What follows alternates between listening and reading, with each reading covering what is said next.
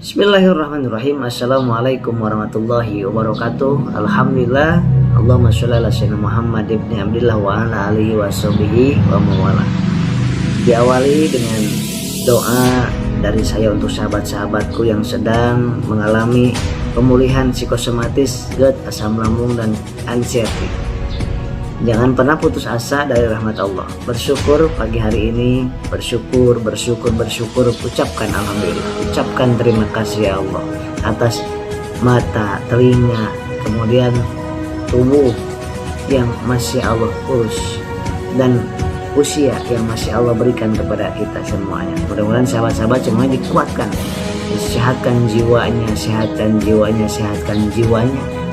raganya. Di video kali ini saya akan menjawab berbagai macam pertanyaan, tetapi pertanyaan yang paling banyak hari kemarin adalah saya jawab di video kali ini. Kang Asep, saya ini sudah belasan tahun, udah bertahun-tahun mengalami hal yang disampaikan oleh Kang Asep di YouTube, katanya gitu. Berdebar, sakit di dada kiri, lemas, keringat dingin, dan yang luar biasanya, kata beliau, berulang kali ke UGD, berulang kali di EKG bagus hasilnya, berulang kali di EKG bagus hasilnya normal. Ini sering kali seperti ini, sahabat.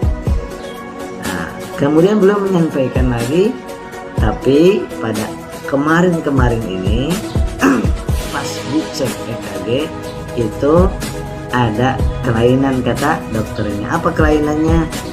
Kata beliau, kata dokternya adalah irama jantungnya tidak stabil. Namanya, kata dokternya, aritmia jantung. Irama jantungnya tidak stabil. Ini sahabat, ini penting sekali saya sampaikan kepada sahabat-sahabat yang sedang berjuang sembuh dari anxiety psikosomatis, GERD, dan asam lambung. Karena salah mendefinisikan, salah di otak kita, dan akibatnya akan ketakutan dan kepanikan, dan akhirnya pengaruh kepada jantung semakin gak nyaman, kemudian lambung semakin gak nyaman, tubuh semakin gak nyaman. Ya, saya sampaikan di sini sahabatku. Padahal berulang kali saya sampaikan, orang yang psikosomatis itu panik, serba takut, betul gak? Serba khawatir. Itu orang psikosomatis. Dada sebelah kiri tengah gak nyaman, detak jantung tidak seringkali berdebar, namanya takikardi. Sahabatku, memang psikosomatis seperti itu, ya. Terlalu sering ketakutan, kepanikan, dan kecemasannya. Pengaruhnya kemana? Pengaruhnya ke pembuluh darah mengecil. Nah, itu biasa, normal. Dan kemudian aliran darah ke jantung kurang bagus, makanya detak jantung, irama jantung makin kencang, namanya takikardi. Kalau lemah, bradikardis. Contoh, kita sedang tidur biasanya gini, jadi les, itu normalnya gitu. Saat kita emosi, saat kita ketakutan, saat kita panik, saat kita cemas, saat kita capek. Pertanyaannya sekarang, sahabat, pada saat orang yang sedang psikosomatis ketakutan di EKG, kira-kira santai nggak orangnya? Kira-kira menurut akal kita, orang sedang psikosomatis, Anda rasakan kan psikosomatis kayak apa? Jangankan di EKG, jangankan lihat rumah sakit aja udah deg-degan, betul? Lihat ambulan aja, dengar ambulan aja udah berdebar-debar, dengar burung aja berdebar-debar. Bagaimana mungkin di EKG kita nggak ada kecemasan, ketakutan? Maka saya sampaikan, siapapun orangnya yang psikosomatis ataupun tidak, kalau sebelum di EKG kemudian jalan naik pakai tangga, atau habis lari, habis jalan cepat, sehingga begitu jalan cepat kan pasti berdebar-debar nih, kemudian EKG pasti itu tidak akan normal, karena hasil EKG itu turun naik, tergantung seperti tensi darah. Siapa di sini yang tensi darahnya gak pernah turun, gak pernah naik? 7 miliar manusia, tidak ada satupun yang tidak pernah turun, tidak pernah naik. 120 aja per 80, tidak ada. Karena pada saat emosi, tensi pasti naik. Pada saat kepanikan, tensi pasti naik. Nah, pada saat kekhawatiran meningkat, pasti tensi naik. Pada saat capek, habis lari-lari, tensi pasti naik. Itu normal. Tensi darah itu juga berbanding lurus dengan irama jantung atau detak jantung. Ada namanya normal 88 kali per menit. Kemudian kalau terlalu kencang, saat kencang namanya takikardi. Bisa 100 kali per menit, 110, 120. Saat apa itu? Saat saya dan Anda lari. Habis lari cek. Tek, tek, tek, tek, tek, tek, tek. Saat apa lagi? Marah. Tek, tek, tek, tek, tek, tek, tek. Saat apa lagi? Ketakutan. Tek, tek, tek, tek. Saat apa lagi? Jatuh cinta. Tek, tek, tek, tek. Biasa. Kenapa dulu nggak inget mati pada saat jatuh cinta berdebar-debar? Kenapa dulu nggak takut mati pada saat khawatir, ketakutan, panik dikejar anjing? Kok nggak berdebar-debar, nggak takut mati, nggak takut penyakit jantung? Karena memorinya sedang masih bersih, tidak ada comberan-comberan informasi-informasi yang buruk di memori kita. Yang sedang santai, nyaman, itu akan nadinya normal ataupun malah bradikardi. Jadi harus diingat, tekanan darah turun naik pasti. Detak jantung turun naik pasti. Tapi sakit Kang Asep di sebelah kanan, sebelah kiri, dada sebelah kiri, sebelah tengah, kan sudah dicek jantungnya bagus. Kenapa sih seperti itu? Karena kepanikan, kecemasan membuat aliran darah kurang lancar ke otot jantung siapapun, kapanpun, dimanapun. Dan ketika kurang oksigen di otot jantung, maka akan terjadi hipoksia jaringan di otot jantung, maka akan terasa nyeri sampai pegal ke sini. Itu biasa, bukan berarti penyakit jantung.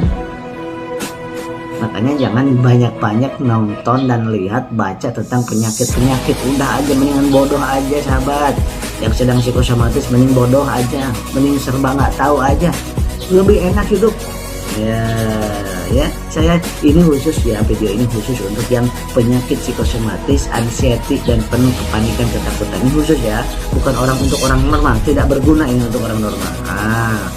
Jadi jangan ada yang komplain orang yang sedang nggak psikosomatis ngomong komplain gini-gini. Enggak, ini buat untuk psikosomatis, karena menjelaskan ke orang psikosomatis itu beda dengan menjelaskan ke orang yang sedang normal, sahabatku. Serius saya, karena saya pernah psikosomatis 2 tahun. Nah, saya dititipkan sama Allah sebagai tenaga medis, kemudian hipnoterapis juga, dan ketauhidannya kita perbaiki juga, belajar terus. Tapi kenapa takut sakit di sini? Itu satu, kepanikan, kecemasan membuat oksigen kurang, maka akan nyeri di situ, ngilu. Yang kedua, trigliserida, ini penting. Trigliserida atau lemak darah sedang meningkat lebih dari 150 ribu. Mohon maaf, 150, harusnya kan di bawah 150. Kalau kolesterol total di bawah 200. Nah, kalau trigliseridanya meningkat akibat dari makanannya mengandung air kelapa, meningkatkan trigliserida. Air kelapa, trigliserida, air kelapa, santan, coklat, kacang tanah, telur, seafood, nasi goreng, nasi uduk, minyak goreng kelapa itu meningkatkan trigliserida, terutama khusus yang sedang psikosomatis yang jarang bergerak. Kalau ente udah bergeraknya udah bagus, olahraganya cukup, nggak masalah makanan ini, nggak masalah. Tapi karena orang psikosomatis itu seringkali jarang gerak karena takut, ya kan? Nah, maka ada sedikit nyeri di sini. Maka perbaikannya adalah hindari makanan-makanan tersebut, kemudian dan minuman tersebut, serta perbaiki, turunkan kadar trigliseridanya, lemak darahnya turunkan. Ya, dengan apa? Bisa dengan yang medis. Ada Shelfim, ada simvastatin, isinya Shelfim itu ya, ada Gemiprazol dan lain sebagainya. Tapi bagi yang nggak ingin dengan yang kimia, yang herbal, Anda yang udah punya Habs Pro, ini betul-betul akan mengencerkan darah daripada lemak darah, sahabatku. Habs Pro ini gila, satifanya luar biasa. Pagi 1, malam 1. Kemudian Extreme itu adalah triptosan dan spirulina, itu akan menetralkan trigliseridanya, akan semakin bagus. Yang penting makanan jaga, banyakin gerak juga. Yang ketiga, nyerinya di sini akibat nikotin. Ini ada orang yang psikosomatisnya pingin sembuh tapi ngerokoknya lanjut. Alah, mimpi, gak bakal sembuh sama. Beneran, serius. Yang terasa nanti akan terasa sakit terus di sini, kepala keliangan terus. Nikotin, stop sahabat. Stop sebelum terjadi sesuatu. Maka yang sedang merokok, sedang pemulihan anxiety dan psikosomatis, stop itu sih nikotinnya. Ngerokoknya stop dulu ya, stop aja, stop. Yang keempat, penyebabnya adalah pada saat glukosa sedang turun, sedang kurang di bawah 110, maka akan terjadi juga nyeri di dada, sesek, kemudian napas seperti nggak sampai. Kemudian kelima adalah kurangnya cairan di dalam tubuh, kurang dari 2,5 liter, kurang dari sejam 1 gelas ini, maka dia juga terjadi dehidrasi. Rasanya juga sakit di dada dan nyesek. Ini ngomong saya kepada orang yang sedang psikosomatis, anxiety dan zat asam lambung. Selain itu saya tidak bicara tentang hal itu karena ini khusus saya psikosomatis. Itu sobat. Yang keenam adalah kurangnya senyum. Emosi, ketakutan, sensitif itu membuat gak nyaman di dada, mengecil pembuluh darahnya dan merusak ke kondisi aliran darah kita. Maka senyum 20 kali per hari. Ininya tadi 2 kali sehari, pagi 1, malam 1 sesudah makan. Ini untuk mengencerkan, memperbaiki fungsi jantung, klep jantung, kemudian mengalirkan darah lebih bagus lagi. Habs Pro sahabat, Habs Pro yang udah punya ini selalu stok, saya selalu stok juga ya, pagi 1, malam 1. Kalau udah lama, pagi 2, malam 2, Masya Allah, ke tangan ke kaki yang kesemutan jadi bagus karena aliran darahnya lancar lagi, ke kepala yang kelainan, yang luar biasanya lagi orang sebenarnya kan mata, silinder agak buram segala macam, itu memperbaiki silinder dan minus ini sahabat, jadi lebih cerah lagi.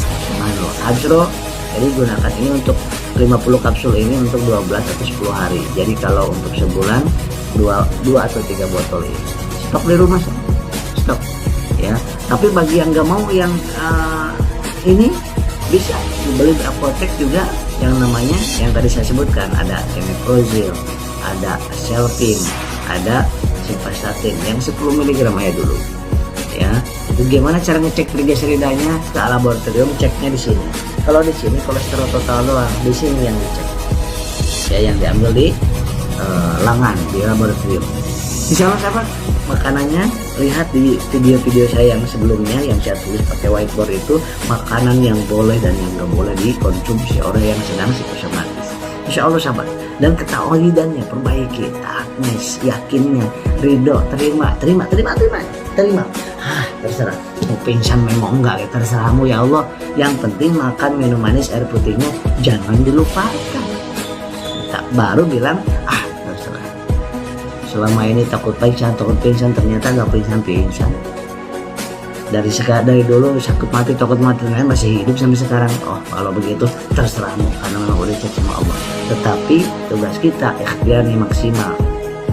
Makannya 2 jam sehari 10 suap, minum manisnya, minum gulanya itu setiap 2 jam 2 sendok makan, gula pasir ya, dan air putihnya 1 jam 1 gelas, serta senyum 20 kali sehari, serta sholawatnya 1000 kali sehari, dan gerak-geraknya dan sholatnya perbaiki. Insya Allah sahabat, walaupun ada yang dirasa alah ringan aja, terserah Allah, insya Allah. Demikian, assalamualaikum warahmatullahi wabarakatuh.